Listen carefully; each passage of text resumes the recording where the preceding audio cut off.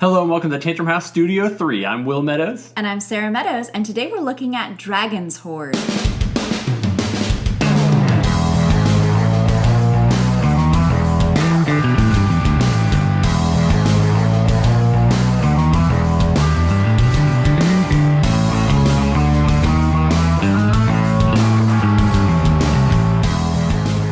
Dragon's Hoard from designer Nathaniel Mortensen, published by Renegade Studios, is a 2 to 4 player card game in which players are trying to fill their lair with magnificent treasures.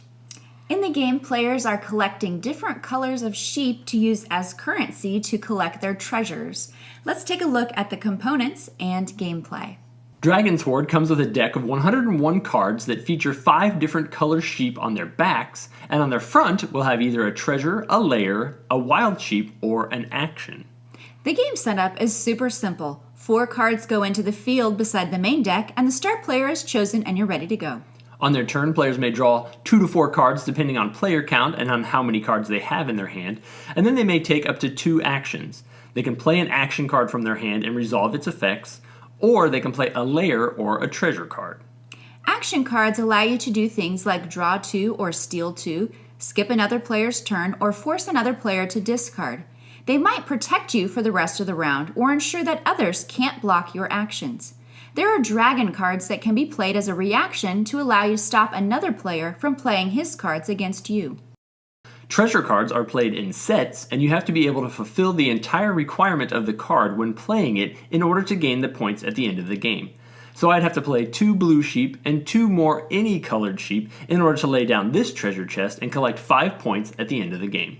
When playing a lair card, you simply lay it down instead of laying a treasure for that turn, and at the end of the game you will score bonus points based on the number of treasure cards you have of that same color. The final round of the game is triggered once one player has managed to collect 8, 9, or 10 treasures depending on player count. You finish out the round, and then the player with the most points wins the game. Dragon's Hoard has some amazing fiery dragon illustrations and castlescapes, but then it also has some goofy looking sheep illustrations of different colored sheep. So kind of a weird mix there.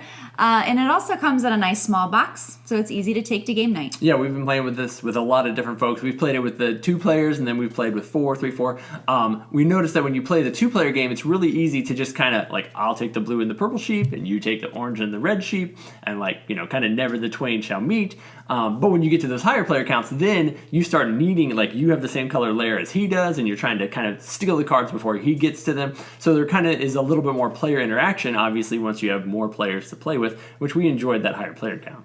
Yeah, and I'm not usually a fan of take-that games, but in the higher player counts, it almost becomes necessary to get the cards that you need because the other players have taken the colors that you need to finish your sets to get your treasures.